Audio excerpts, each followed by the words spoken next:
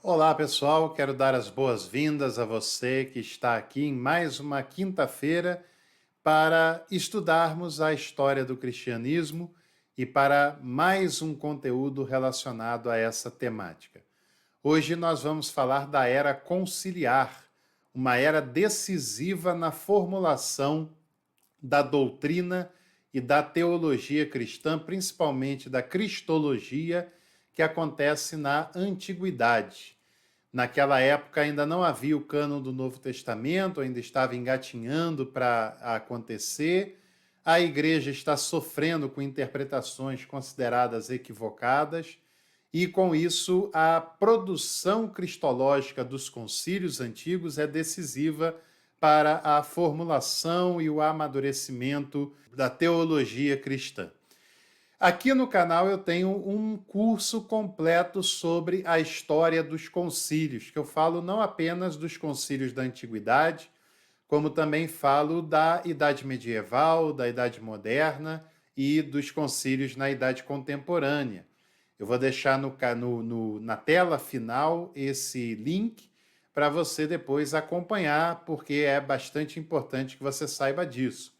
Se você quiser uma leitura para aprofundar o seu conhecimento, meu livro está à sua disposição no formato de e-book. Qualquer pessoa pode adquirir e tem acesso agora mesmo, né? É só clicar aqui na descrição que o link está lá disponível, assim como também o link para o nosso curso de Teologia Contemporânea. E se você ainda não se inscreveu no canal, faça isso e ative todas as notificações, como também deixe o seu like e compartilhe com os seus contatos esse conteúdo.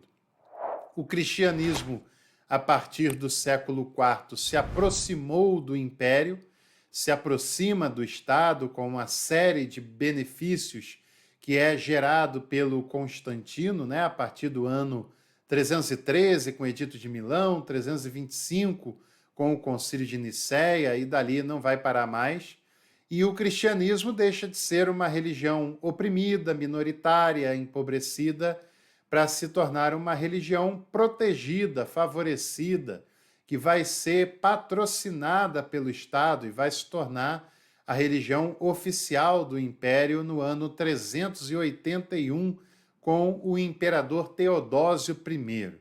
O Constantino favoreceu a igreja de várias maneiras, com a devolução de terras que foram confiscadas, o fim das perseguições, o avanço dessas sedes em outros lugares do mundo conquistado por ele, e assim por diante. Nós temos, a partir dali, o processo de institucionalização da igreja, surgindo o dogma e, por consequência, a heresia, né? Porque a partir do momento que a igreja se reúne através dos seus bispos e decide oficialmente qual é a sua doutrina, essa doutrina ela não cabe mais questionamento, ela deve ser aceita porque ela foi estabelecida e aprovada pelos bispos, o que se torna um dogma.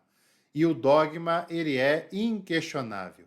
Por outro lado, consequentemente, você cria o conceito de heresia, porque toda aquela pessoa que diz algo que o dogma não concorda, ela automaticamente passa a ser alguém que está falando heresia, né? O seu ensinamento passa a ser automaticamente condenado, né? Há também esse processo de padronização do discurso teológico, uma queda muito grande da pluralidade, né? Agora é uma padronização, e a doutrina também passa a ser padronizada a partir desse momento. O primeiro grande concílio é o Concílio de Nicéia, que acontece em 325, sob a convocação de Constantino, ele que está bastante preocupado porque, por causa da controvérsia ariana, o cristianismo começa a rachar, e cidades inteiras ali do império vão aderindo a um lado ou a outro, e isso deixa o Constantino bastante preocupado.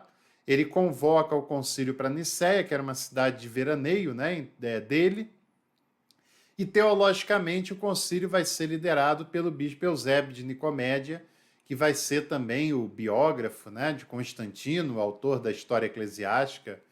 E o concílio, logo de cara, determina que o Alexandre, que era o oponente do Ário, se torna não só o bispo de Alexandria, como também o patriarca do norte da África, e que no concílio apenas os bispos poderiam falar. Ou seja, já deixa claro que o Ário está fora e que ele não vai ter muito sucesso naquela defesa. O concílio, traduzindo em miúdos, declara Jesus como consubstancial ao Pai, porque Ário dizia que Jesus não era um ser eterno, foi um ser criado na eternidade, mas em algum momento ele teve início. Já a definição conciliar, que eu passo aqui sinteticamente, vai dizer que Jesus é consubstancial ao Pai, ele é da mesma natureza, da mesma substância que o Pai e, portanto, também eterno, assim como o Pai o era.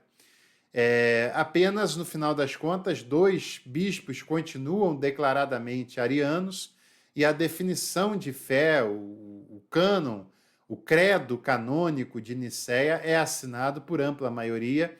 O Ário é condenado, é excomungado, mas alguns anos depois, com influência do Eusébio de Nicomédia, Constantino dá a ordem de que o Ário fosse readmitido, o que não chega a se concretizar porque o Ário morreu envenenado antes que isso acontecesse. O segundo concílio da era conciliar é o Constantinopla I, que se deu em 381 sob a liderança de Teodósio I e que teve participação de Ambrósio, bispo de Milão.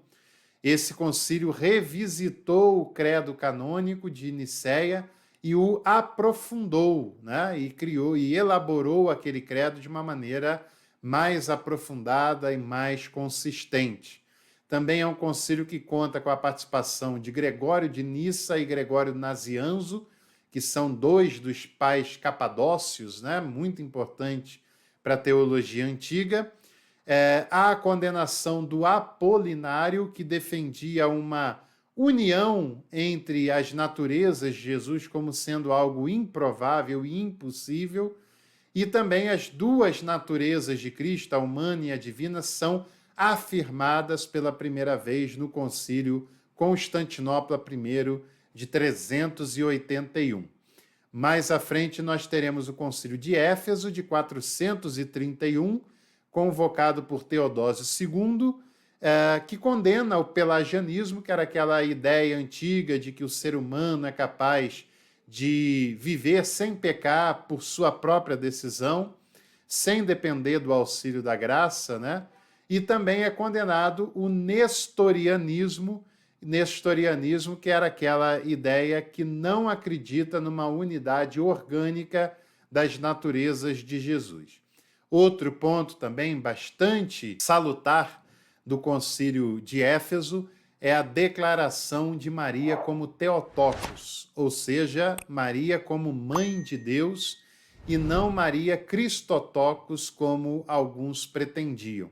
Porque o concílio entende, principalmente por conta da heresia nestoriana, que se declarar Maria como mãe de Cristo e não de Deus, vai abrir um precedente para se dizer que a figura divina e a figura humana são pessoas diferentes, são figuras diferentes, que era mais ou menos o que Nestório afirmava. A Igreja define Maria como mãe de Deus porque ela entende que Jesus é Deus, e se Maria é mãe de Jesus, logo ela é mãe de Deus, do Deus encarnado na pessoa de Jesus.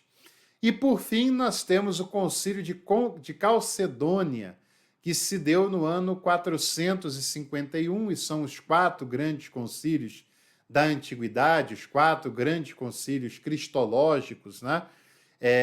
E o concílio de Calcedônia é liderado pelo imperador Marciano, que não é o Marcião lá da heresia, né? Tem a participação de Leão I, bispo de Roma, para muitos o primeiro papa da história do cristianismo, que é, inclusive, quem vai pela primeira vez reivindicar a primazia do bispo romano sobre todos os demais bispos do cristianismo. E vai aplicar lá a passagem de Jesus com Pedro, de que quando Jesus fala que tu és Pedro e sobre esta pedra edificarei a minha igreja, de que Jesus estaria falando do próprio episcopado de Roma, do qual Leão I era sucessor, né? Chamado também de Leão Magno. O eutiquianismo é condenado no Concílio de Calcedônia, e esse concílio declara as duas naturezas de Jesus como sendo inseparáveis, imutáveis, indivisíveis e sem mistura. São duas naturezas plenas que se harmonizam e se relacionam de uma maneira perfeita, plena e de uma maneira íntima. Se você quiser mais detalhes, além do meu e-book que você encontra aqui na descrição desse vídeo, nós temos, como eu disse aqui no canal, uma série de vídeos, um curso sobre a história dos concílios que você deve lá visitar, assistir, porque cada um desses concílios e de todos os outros concílios, né, ao todo são 21, tem um vídeo falando sobre eles com mais detalhes, com mais informações, e você vai acrescentar bastante para os seus estudos, se assim o fizer. Eu também aproveito essa oportunidade para chamar você a se tornar membro aqui do canal, escolha um dos pacotes, contribua com o nosso trabalho e, além disso, tenha acesso a benefícios exclusivos, como também a descontos especiais nos meus cursos online com certificado e também nos meus e-books. Um grande abraço para você, ative todas as notificações. Amanhã tem mais conteúdo estreando aqui no canal e eu te espero lá.